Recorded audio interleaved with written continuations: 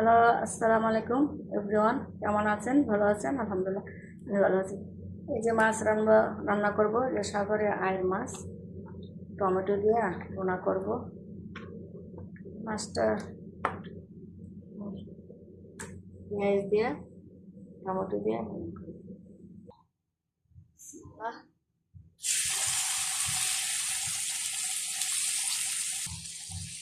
মশলা দিলাম, মিক্সড মশলা, হলুদ মরিচ গুঁড়া দিয়ে কষালাম।